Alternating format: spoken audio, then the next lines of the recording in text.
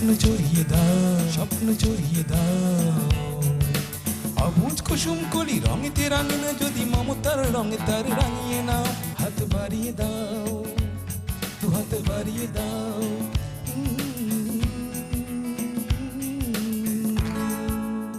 প্রতিবন্ধী মানে প্রতিভাবন্ধী নয়, এই স্লোগানটিকে আমাদের প্রতিবন্ধী ভাই বোনরা নানাভাবে নানা কাজের মাধ্যমে এর যথার্থতা প্রমাণ করে চলেছেন। দর্শক, আমাদের এই প্রতিবন্ধী মানুষগুলো যে কতটা প্রতিভাবান, তাদের মধ্যে যে কতটা সক্ষমতার জায়গা রয়েছে, তারা তাদের নানা ধরনের কাজকর্ম দিয়ে প্রকাশ করছেন।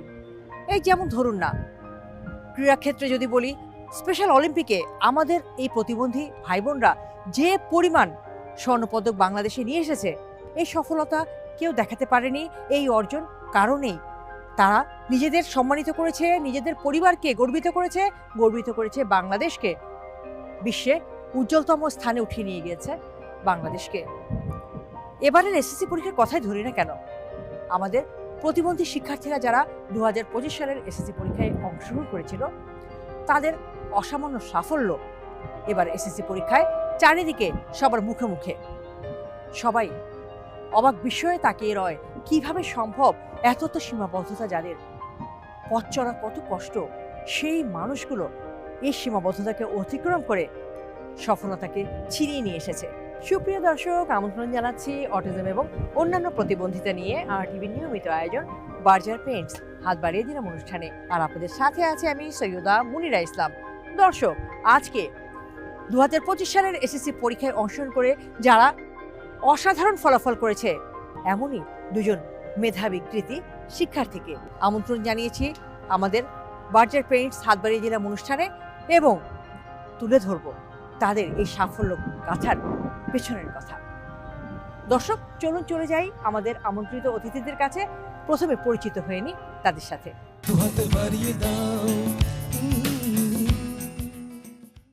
দর্শক, চলুন প্রথমেই পরিচয় করিয়ে দিই আমার আজকের আমন্ত্রিত অতিথিদের সাথে। আমার হাতের ঠিক ডান পাশে যে কিশোরীটি বসে আছে, ওর নাম হচ্ছে হাবিবা আক্তার লোপা। লোপা একজন দৃষ্টিজয়ী কিশোরী। লোপা, কেমন আছো? জি আন্টি, ভালো আছি। আপনি কেমন আছেন? আমি অনেক ভালো আছি। আর লোপার পাশে যিনি বসে আছেন, তিনি হচ্ছেন লোপার গর্বিত মা খাদিজা আক্তার। আপা, কেমন আছেন? আলহামদুলিল্লাহ আপা, ভালো আছি। আপনি ভালো আছেন? জি, আমিও ভালো আছি। আর আমার হাতের বাম পাশে রয়েছে এজাজ মাহমুদ আরিয়ান। আরিয়ান, তুমি কেমন আছো? আমি অনেক ভালো আছি। দর্শক, আমাদের এজাজ মাহমুদ আরিয়ান, সে একজন শ্রবণ এবং বাক প্রতিবন্ধী কিশোর। আরিয়ানের ঠিক পাশেই রয়েছেন আরিয়ানের গর্বিত মা জেসমিন আক্তার। আপা, কেমন আছেন? আলহামদুলিল্লাহ ভালো আছি। আপনি কেমন আছেন? আমিও অনেক ভালো আছি। আপা, চলে যাচ্ছি হাবিবা আক্তার লোপার কাছে। লোপা, তোমার এসএসসি পরীক্ষার রেজাল্ট কি? আমি মানবিক বিভাগ থেকে গোল্ডেন এ প্লাস পেয়েছি। অনেক অনেক অভিনন্দন তোমাকে। লোপা, তোমার স্কুলের নাম কি? আমার স্কুলের নাম হচ্ছে Mirpur girls ideal laboratory institute. পরীক্ষার আগে প্রত্যাশাটা কী ছিল? প্রত্যাশা ছিল ভালো কিছু করার, সেই উদ্দেশ্যেই আমি পরিশ্রম করেছি এবং ফলাফলটা পেয়েছি আর কি। পরীক্ষা যখন হলো, তখন কি তুমি বুঝতে পারলে যে না, তুমি তোমার কাঙ্ক্ষিত ফলাফলটা পেতে যাচ্ছ? কাঙ্ক্ষিত ফলাফল বলতে আমি এতটা আশা করিনি। আমি ভেবেছিলাম হয়তো বা এর চাইতে একটু কম হতে পারে, কারণ পরীক্ষাটার সময় আমার অনেক বাধার সম্মুখীন হতে হয়েছিল, অনেক সমস্যা হয়েছিল। কি কি বাধার সম্মুখীন তোমাকে হতে হয়েছিল সেটা জানবো, তবে তার আগে একটু মায়ের কাছে যাই, মায়ের কাছে শুনি যে মেয়ের এই ফলাফল মাকে কতখানি আনন্দ দিয়েছে, কতখানি গর্বিত করেছে। অনেক খুশি লাগছে আমার মেয়ে গোল্ডেন প্লাস পেয়েছে। লোপা, পরিবারে কে কে আছে? পরিবারে আমার মা, ভাই এবং আমি। বাবা? আমার বাবা 2019 সালে মারা গিয়েছে। আপা, লোপার বাবার কি হয়েছিল? হার্ট অ্যাটাক করে মারা গেছে 2019 সালে। দর্শক, আমরা এতক্ষণ লোপার কাছ থেকে লোপার ফলাফল সম্পর্কে জানলাম। এবারে চলে যাব আরিয়ানের কাছে, জানবো আরিয়ানের ফলাফল। আরিয়ান, এসএসসিতে তোমার রেজাল্টটা কি? জিপিএ 5? আচ্ছা, তুমি কোন বিভাগ থেকে পরীক্ষা দিয়েছিলে? তুমি বিজ্ঞান বিভাগ থেকে পরীক্ষা দিয়েছিলে? আচ্ছা আচ্ছা। দর্শক, আরিয়ানের তো সমস্যাই এটা যে ওর কথা বলতে সমস্যা এবং তার শ্রবণেও সমস্যা আছে। আমরা আরিয়ানের কথাটা হয়তো আপনাদের কাছে সুস্পষ্টভাবে পৌঁছাতে পারছি না। চলে যাচ্ছি আরিয়ানের আম্মুর কাছে, আরিয়ানের আম্মুর কাছ থেকে আরিয়ানের কথাগুলো শুনে নিই। আপা, জি আপা। আরিয়ান জিপিএ 5 পেয়েছে তাই জি না? আপা। কোন স্কুল থেকে পরীক্ষা দিল? Tejgaon government boys. এই যে ছেলে পড়াশোনা করছিল, তার এই যে বিশেষ চাহিদা রয়েছে, এই বিষয়গুলোকে তো মাথায় রেখে আপনাকে এগিয়ে যেতে হয়েছে তাই না? জি আপা। কিভাবে সাপোর্ট দিয়েছিলেন ছেলেকে, একটু সেটা শুনতে চাই। আপা, ওর জার্নিংটা অনেক কষ্টের। ওর দুটো চোখে অপারেশন করা, ও শুনতে পায় না, ওর শারীরিক বাধাটাই বেশি। আমি তো জানতাম যে আরিয়ান শুধুমাত্র ভালোভাবে কথা বলতে পারে না আর হচ্ছে কানে শোনে না। না আপা, ও শারীরিক অনেক অসুস্থ। ও এই সব কিছুর পরেও পড়ালেখার প্রতি ওর ইচ্ছা অনেক, ওর অনেক ইচ্ছা শক্তির কারণে আজকে আমি এখানে দাঁড়াতে পারছি। আমি জার্নিটা সম্পর্কে শুনবো, তার আগে আপনার পরিবারটা সম্পর্কে জানতে চাই যে আপনার পরিবারে কে কে আছে? আমার এক ছেলে এক মেয়ে, আমার হাজব্যান্ড আছে। আরিয়ান কি ছোট না বড়? আরিয়ান বড়, আর মেয়ে? মেয়ে ছোট, ক্লাস 3-তে। আর আরিয়ানের বাবা কি করেন? আরিয়ান বাবু বেসরকারি একটা জব করে কোম্পানিতে একটা। আরিয়ান আসলে কথা বলতে সমস্যা হয়, সে ঠিকভাবে কথা বলতে পারে না, তার শ্রবণের সমস্যা আছে, মানে ঠিকঠাক শোনেও না। আপনি বলছেন এর বাইরেও তার আরও অনেক সমস্যা আছে, সমস্যাগুলো কি? দুটো চোখে গ্লোকোমা, প্রেশার বাড়তি, তারপরে ইদানিং ওর কর্নিয়ার সমস্যা হয়ে গেছে, একটা চোখ আলসারের দিকে চলে গেছে, এখন ওটার চিকিৎসা চলতেছে। এত এত সীমাবদ্ধতা নিয়ে আরিয়ান কিভাবে এত দূর আসলো এবং আজকে যে ফলাফলটা সে করেছে এটা কিভাবে সম্ভব হলো? আপা, আমি প্রথমে আল্লাহর দরবারে শুকরিয়া জানাই যে আমাকে এরকম একটা সন্তান দিয়েছে, আমি এই জন্য অনেক গর্বিত। তারপর আমার বড় ভাই ছোটোবেলায় ওকে ঢাকাতে নিয়ে আসছে, আমরা গ্রামে থাকতাম, গ্রাম থেকে ঢাকাতে নিয়ে এসে দুটো চোখে চিকিৎসা করায়। চিকিৎসার পরে ও আল্লাহর মধ্যে ভালো হয়, ওকে শাইকে দিই, শাইকের ম্যাডামের থেকে সবাই থেকে আমি সহযোগিতা পেয়ে এখানে দাঁড়াই। এখান থেকে আমি সিভিল এভিয়েশন স্কুলে দিই, পরে তেজগাঁ গভর্নমেন্ট বয়েজে ওখানে দিই। ওখানে রূপা ম্যাডাম, প্রিন্সিপাল ম্যাডাম অনেক সহযোগিতা করে, ওকে হিয়ারিং এইড দেয়, ওর সম্পূর্ণ দায়িত্ব উনি নেয়। এখন কি আরিয়ানের কানে হিয়ারিং এইড আছে? এখন নাই, ওই মেশিনটা। তাহলে আমি যে কথা বলছি সে কিভাবে বুঝতে পারছে? ও আই কন্ট্যাক্ট এবং ঠোঁট নাড়াচাড়া, মুখ মানে ফেস ফলো করে বেশি। ছেলে জিপিএ 5 পেয়েছে, আপনার কি ছেলেকে ঘিরে এরকম প্রত্যাশা ছিল যে আপনার ছেলে এরকম অসামান্য ফলাফল করবে? এত বড় প্রত্যাশা আমার ছিল না, কিন্তু ওর ছিল। ও ক্লাস 10 থেকে আমার ঘরের মধ্যে, দেওয়ালের মধ্যে ও লিখে রাখতো জিপিএ 5, জিপিএ 5। তো ও সব জায়গায় লিখতো, আমি বিশ্বাস করতাম না। আমি বলতাম তুমি অত বড় হতে পারবা, দেখি আল্লাহ তোমার উপরে সহায় হোক। আরিয়ান এত সুন্দর একটা ফলাফল করেছে, এত অসামান্য একটা ফলাফল করেছে, জিপিএ 5 পেয়েছে বিজ্ঞান বিভাগ থেকে, তখন মা হিসাবে আপনার কাছে কি অনুভূতি তৈরি হলো? আপা, যখন ও আমাকে আসি জড়াই ধরে বললো আম্মু আমি জিপিএ 5 পেয়েছি, মা ছেলে দুইজনই আল্লাহর দরবারে শুকরিয়া জানাই যে এত বড় রেজাল্ট আমাদেরকে দিয়েছে। আমরা দুইজনে কান্না করে দিয়েছি। আরিয়ানের বাবার অনুভূতি কি ছিল আর আরিয়ানের বোন কি করলো? আপা, ওর বোন বলে আমি আমার ভাইয়ের জন্য দোয়া করেছি আম্মু। আচ্ছা, ওর আব্বু বলে আমি অনেক খুশি আমার ছেলে এত বড় একটা রেজাল্ট দিয়েছে। আরিয়ান পরীক্ষা যে দিল সে কি নিজেই হাতে লিখে পরীক্ষা দিয়েছে নাকি শ্রুতি লেখক নিতে না হয়েছে? না আপা, আরিয়ান সবটা নিজে ইচ্ছাই করেছে। আরিয়ান একা আসা যাওয়া করে, আরিয়ান নিজে সব কিছু স্যার ম্যাডাম থেকে সব কিছু নিজেই সংগ্রহ করতো। দর্শক, আপনারা জানলেন লোপা এবং আরিয়ান কি চমৎকার রেজাল্ট করেছে। ওদের এই অসাধারণ ফলাফলে সত্যি আমার তো খুব আনন্দ লাগছে এবং আপনারা যারা আজকের অনুষ্ঠান দেখছেন তারাও নিশ্চয়ই অনেক আনন্দিত হয়েছেন এবং আমার মতো আপনারাও গর্বিত হয়েছেন। তাদের এই অসাধারণ সাফল্যে, এই অসাধারণ ফলাফলের জন্য তাদেরকে অভিনন্দন জানাই এবং বার্জার পেইন্টস হাত বাড়িয়ে দিলাম অনুষ্ঠানের এই মুহূর্তে তাদের হাতে তুলে দিচ্ছি ফুলেল শুভেচ্ছা। প্রথমে লোপা, লোপা তোমাকে অনেক অনেক অভিনন্দন এবং ফুলেল শুভেচ্ছা। Thank you. দুই কোটের এই প্রয়োজন, এক কোটেই পারফেকশন। সময় ও খরচ দুটোই বাঁচান। বার্জার 1 কোটি মালসন, 1 কোটে পারফেকশন। এবার আরিয়ান, আরিয়ান তোমাকে অনেক অনেক অভিনন্দন এবং ফুলেল শুভেচ্ছা। খুব ভালো ফলাফল করেছো, আমরা অনেক আনন্দিত। তুমি সামনে আরও অসাধারণ ফলাফল করো। তোমাদের দুজনের এই যে সাফল্যের ধারাবাহিকতা এটা অব্যাহত থাকুক। প্রতিবন্ধী মানে প্রতিভাবন্ধী নয়, তাদেরও রয়েছে অসাধারণ দক্ষতা, ক্ষমতা। উপযুক্ত সুযোগ সুবিধা এবং সাপোর্ট পেলে তারাও যে অনেক কিছু করে দেখাতে পারে। বার্জার পেন্স হাত বাড়িয়ে দিলাম অনুষ্ঠানকে অনেক ধন্যবাদ, সাথে সাথে আপনাকে আন্টি অনেক অনেক ধন্যবাদ। আপা, আরিয়ানের তো শুধুমাত্র লেখাপড়ায় যে সফলতা আসলো সেটা না, এর আগেও তো অনেক অনেক সফলতা আছে তাই না?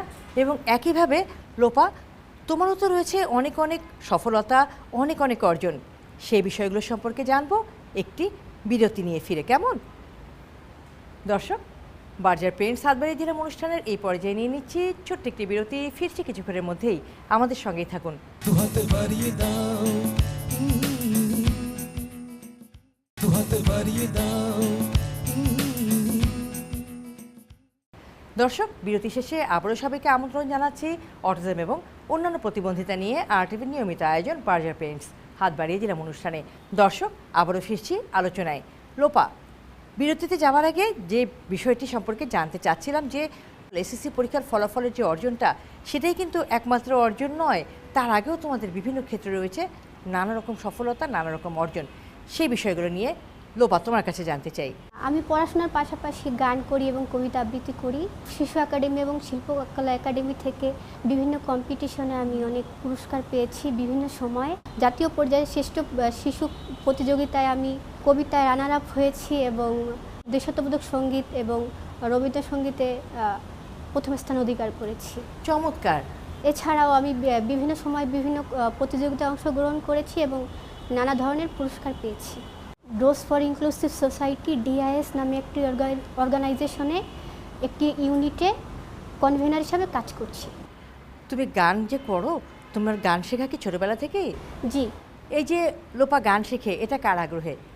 এটা আমার বাবার আগ্রহ ছিল অথবা আমারও ছিল। আচ্ছা, আর বাবা মারা যাওয়ার পরে আমি চালাই গেছি। থেমে যাননি? না, আমি থেমে যাইনি, আমি চালাই গেছি। আপা, লোপার এই যে চোখের সমস্যাটা, লোপা তো দেখতে পায় না, এই সমস্যাটা কি লোপার জন্ম থেকেই?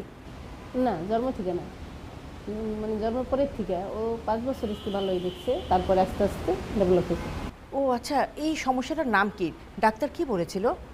ডাক্তার বলেছে যে মানে জন্ম থেকে মানে চোখ ভালো ছিল, মানে চোখের আলো একটু কম ছিল, তারপর আস্তে আস্তে মানে আলোটা হয়েছে।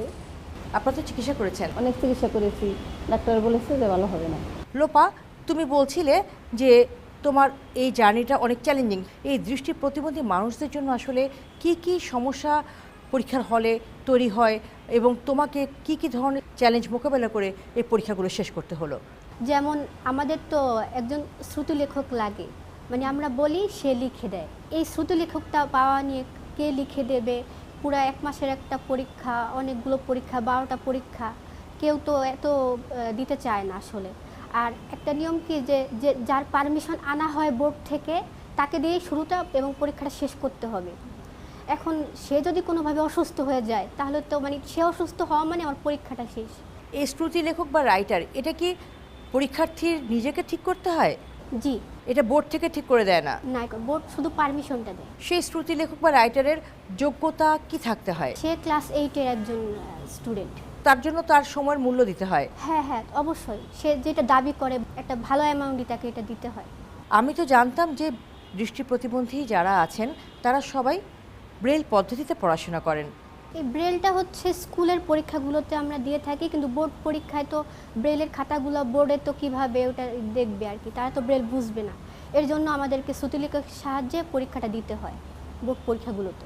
কখনো জানাওনি যে এই পদ্ধতিটা বাতিল করে তোমরা যাতে নিজেরা ব্রেলে লিখে পরীক্ষা দিতে পারো, সেটা হলে তোমাদের জন্য ভালো হয়, এটা তোমরা বোর্ডকে বা শিক্ষা মন্ত্রণালয়কে জানাওনি? হ্যাঁ, জানিয়েছি। তারা বলে যে যারা খাতা দেখে, যে টিচাররা বা তাদের তো একটা প্রশিক্ষণের ব্যাপার আছে, ব্রেলটা তো অ্যাভেলেবেল না, তো এটা একটু কঠিন প্রক্রিয়া আর কি। স্কুলে তোমাকে ব্রেল পদ্ধতিতে পড়াশোনা করার জন্য যে সাপোর্টটা দরকার, স্কুল কি তোমাকে সেটা দিতে পেরেছিল? সেখানে কি ব্রেল পদ্ধতিতে পড়াশোনা করানোর মতো প্রশিক্ষণপ্রাপ্ত শিক্ষক ছিলেন? আমি ক্লাস 8 থেকে মিরপুর গার্লস আইডিয়ালে পড়ছি আর কি। তো এটা তো একটা নর্মাল স্কুল, এখানে তো ব্রেল নাই, তো এখানে আমরা পরীক্ষাগুলো এই শ্রুতিলেখকের মাধ্যমেই দিয়েছি। ক্লাস 8-এ তোমাকে কয়টা পরীক্ষা দিতে হয়েছে? ক্লাস 8-এ তো একটা থাকে আমাদের হচ্ছে টিউটোরিয়াল, তারপরে প্রথম দ্বিতীয় টিউটোরিয়াল, তারপরে হচ্ছে ফাইনাল যেটা হয় অ্যানুয়াল এক্সাম। সব পরীক্ষাগুলি আমাকে এইভাবেই দিতে হয়েছে। শ্রুতি লেখক ম্যানেজ করে নিয়ে, তাই না? জি, জি। এবং তারপর ক্লাস 9, তারপর ক্লাস 10, এই যে এতগুলো পরীক্ষা দিয়েছে, সবগুলো পরীক্ষা দিয়ে তোমাকে শ্রুতি লেখকের সহায়তা নিতে হয়েছে এবং সেই শ্রুতি লেখকগুলোকে লোপা কিংবা লোপার পরিবারকে নিজেদের উদ্যোগে ম্যানেজ করতে হয়েছে। এটা কতটা জটিল একটা প্রক্রিয়া আপনারা নিশ্চয়ই সেটা বুঝতে পারছেন।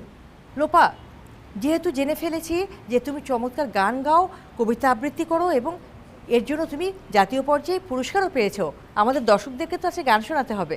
জি অবশ্যই। ঠিক আছে দর্শক, আমরা লোপার গান শুনবো, তবে তার আগে চলে যাব আরিয়ানের কাছে।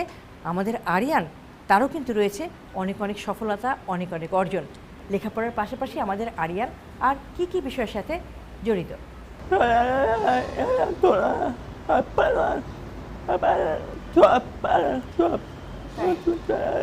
আচ্ছা, ও ছবি আঁকায় অনেকগুলা পুরস্কার পাইছে। স্পেশাল অলিম্পিক থেকে ওই ন্যাশনাল পর্যায়ে অনেকগুলা প্রায় গোল্ড মেডেল পাইছে। ও বিকেএসপিতে গোল্ড মেডেল পাইছে।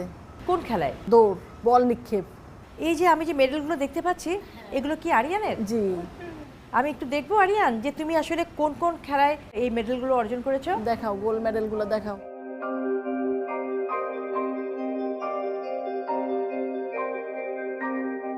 দর্শক, এখানে কিন্তু অনেকগুলো মেডেল, এই যে মেডেলগুলো আমার হাতে দেখতে পাচ্ছেন, এই মেডেলগুলো সব কিন্তু আমাদের আরিয়ানের অর্জন এবং সে অ্যাথলেট হিসাবে স্পেশাল অলিম্পিকের আয়োজনে যে খেলাধুলাগুলো হয়েছে সেখানে অংশগ্রহণ করেছে এবং কৃতিত্বের স্বাক্ষর রেখেছে, যার ফলশ্রুতিতে অর্জন করেছে এই মেডেলগুলো। তাছাড়া আরও অন্যান্য প্রতিযোগিতাতেও সে অংশগ্রহণ করেছে, সেখানকার মেডেলও রয়েছে। তারপর এখানে ক্রেস্ট দেখতে পাচ্ছি। আপনারা আরিয়ানকে নিয়ে ছোটবেলা থেকে কি স্বপ্ন দেখেছিলেন যে আরিয়ানকে আমরা স্কাউট বানাবো, আরিয়ান একজন অ্যাথলেট হবে, আরিয়ান তার পড়াশোনাটাও সরলভাবে চালিয়ে যাবে? না পা, ওরকম স্বপ্ন দেখতে পারি নাই, কারণ ওর অনেক সমস্যা ছিল। তারপরে আমার সাংসারিক সমস্যা, সব রকমের সমস্যা, আমার অনেক কিছু আমার ফেস করতে হয়েছে আপা। আচ্ছা আচ্ছা আপা, অনেক কষ্টের মাধ্যমে অনেক জটিলতা আমার জীবনে ছিল ওকে নিয়ে এইখানে দাঁড়ানোর পিছনে। আরিয়ানকে নিয়ে পথ চলতে গিয়ে কী কী চ্যালেঞ্জ মোকাবেলা করতে হয়েছে, কী কী সীমাবদ্ধতা ছিল, সেই বিষয়গুলো সম্পর্কে জানতে চাই। ছোটবেলা যখন 1 বছর বয়স, ডাক্তার বলল 2টা চোখে অন্ধ, চিকিৎসা চালাই গেছে। ডাক্তার 2টা চোখে ট্রিটমেন্ট করে ওরে অপারেশন করাইছে। অপারেশন পরও ডাক্তার আশা করে নাই ও সাকসেস হবে। ও ডাক্তার রিপোর্ট, সব রিপোর্টে আসছে ও জন্ম অন্ধ। ওরা ডাক্তার খেলনা দেয়, এইভাবে খেলনা দিল, খেলনা দেয় নিজে নিয়ে আসে। ডাক্তার বলে না, আমি বিশ্বাস করি না, ও অন্ধ, জন্ম অন্ধ। ওরা আমি এত বড় মানে ছোটবেলা থেকে চিকিৎসা করতে করতে এত বড় এই পর্যায়ে আসি, আবারও সেম সমস্যা, সেম ওই একটা চোখে অন্ধ, দেখে না। ইনফেকশন হয়ে গেছে, কর্নিয়ার ইনফেকশন হয়ে গেছে, তখন আবারও ওর চিকিৎসা, আলসার, ইনফেকশন থেকে আলসার হয়ে গেছে। একটা চোখে, ডান চোখটাই আধা ঘন্টা আগে আমি ওষুধ দিচ্ছি, ওর এখনও চিকিৎসা চলতেছে। এটা ও জন্ম, মানে ডাক্তার বলছে এখনও আবার ওই সমস্যা, ও দেখবে না এই চোখে। তো আল্লাহর রহমতে, আল্লাহর সহায়, আল্লাহর রহমতে এখন একটু দেখতেছে, পুরাপুরি দেখে না, ঝাপসা দেখে।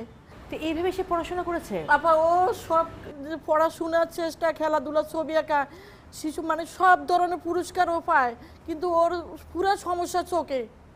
ও চোখ, কানের সমস্যা আমি কিচ্ছু মনে করি না, কারণ ওর সামনাসামনি দেখলে সব বলতে পারে, কিন্তু ওর 2টা চোখে ভালো নাই।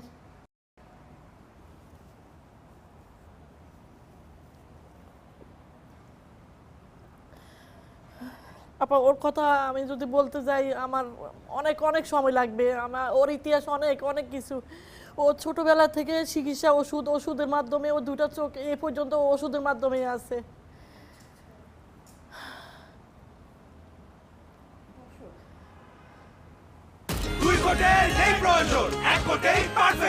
সময় ও খরচ দুটোই বাঁচান। বার্জার 1 কোট ইমালশন, 1 কোটে পারফেকশন। একটি দুটি চ্যালেঞ্জ না, অনেকগুলো চ্যালেঞ্জ আরিয়ানের মধ্যে। এক তো কথা বলতে পারে না সেভাবে, দ্বিতীয়ত সে কানে শোনে না, আর ছোটোবেলা থেকে সে চোখে ভালোভাবে দেখে না। এবং আরিয়ানের আম্মা এই মুহূর্তে যেটা বললেন যে আরিয়ান আসলে এখনও স্পষ্ট দেখতে পায় না, সব কিছু ঝাপসা দেখে। এই ছেলেটা কিভাবে এসএসসি পরীক্ষা দিল এবং কিভাবে সে এত অসাধারণ ফলাফল করলো? আপা, আরিয়ান তো স্কুলের গণ্ডি পেরিয়ে গেল, এখন সে কলেজে যাবে, তাই না? তো কি চিন্তা ভাবনা আরিয়ানকে নিয়ে, যে কোন কলেজে ভর্তি করবেন, পাশাপাশি আরিয়ানের ভবিষ্যৎ নিয়ে, ভবিষ্যতে আরিয়ানকে আপনি কোথায় দেখতে চান আর আরিয়ান নিজেকে কোথায় দেখতে চায়? আরিয়ান নিজেকে অনেক, মানে স্বপ্ন আরিয়ানের অনেক বড়। আরিয়ান আদমজি ক্যান্টনমেন্ট ভর্তি হবে, বিজ্ঞানে ভর্তি হবে, আরিয়ান ঢাকা কলেজে ভর্তি হবে, আরিয়ানের স্বপ্ন অনেক বড়। কিন্তু আমার তো ওইরকম অ্যাবিলিটি নাই যে আমি ওর পড়ার খরচ চালিয়ে যেতে পারবো। আমি ওরে বলি যে আমি আমার মতো করেই যাই, না ওর স্বপ্ন অনেক বড়। আম্মু আমি আমি আমি বড় হইতে চাই, আমি বড় হইতে চাই। ও কম্পিউটার শিখছে, ভালো কম্পিউটারও ভালো। দর্শক, এবার আরিয়ানের কাছে চলে যাই, শুনি আরিয়ানের মুখ থেকে যে সে ভবিষ্যতে নিজেকে কোথায় দেখতে চায়। আরিয়ান, তুমি ভবিষ্যতে নিজেকে কোথায় দেখতে চাও? আরিয়ান কম্পিউটার ইঞ্জিনিয়ার হতে চায়। আমাদেরও অনেক অনেক দোয়া এবং শুভকামনা থাকলো আমাদের আরিয়ান যেন তার লক্ষ্যে পৌঁছে যায় এবং কম্পিউটার ইঞ্জিনিয়ার হতে পারে।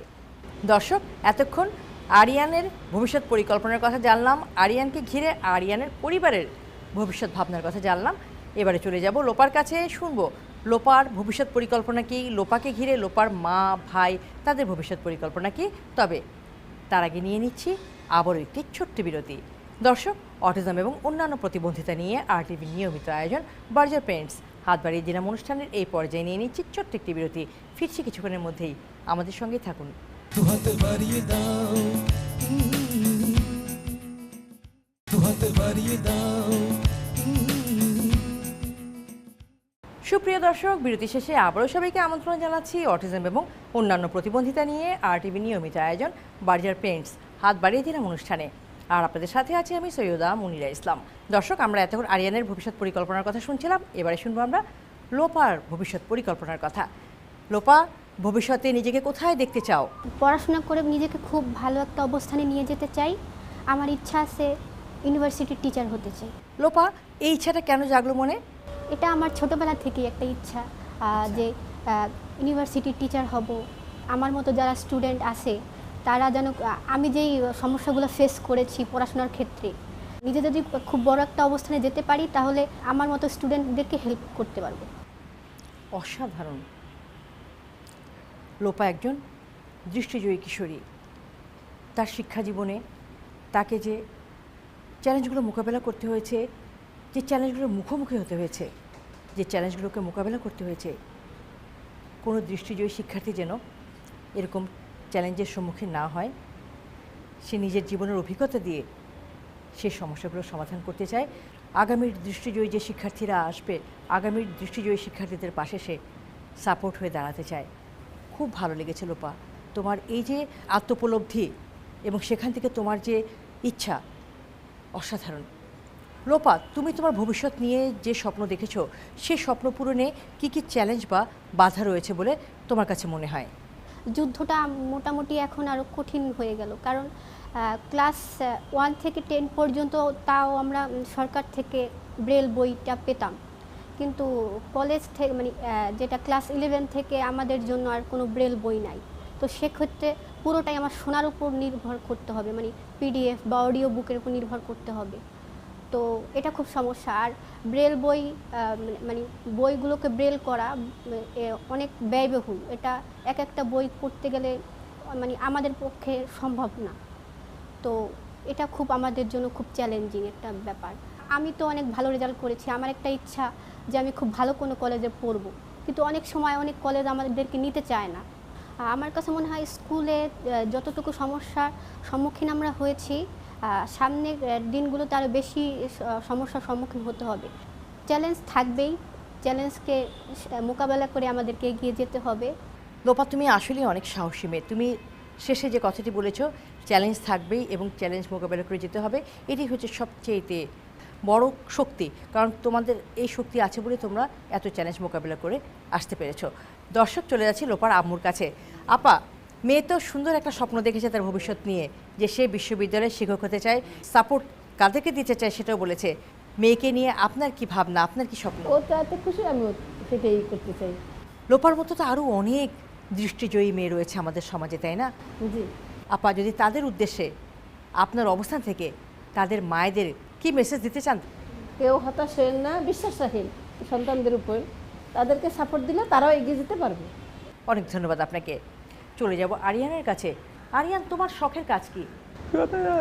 ছবি আঁকা। তুমি ছবি আঁকতে পছন্দ করো? কিসের ছবি আঁকতে বেশি পছন্দ করো? আরিয়ান বলছে সব কিছু ছবি আঁকতে পছন্দ করে। আপা, আপনি আরিয়ানের মা, আজকে এই অবস্থান থেকে আরিয়ানের মতো বিশেষ চাহিদা সম্পন্ন সন্তানরা যে পরিবারগুলোতে আছে সেই পরিবারগুলোর উদ্দেশ্যে কি বলবেন? স্বাভাবিকভাবে ওদেরকে মেনে নিতে হবে। সামাজিকতা আশেপাশে সবাই তো ভাবে যে না ও এরকম, ওর সাথে কথা বলবো না, তাইলে তো হবে না।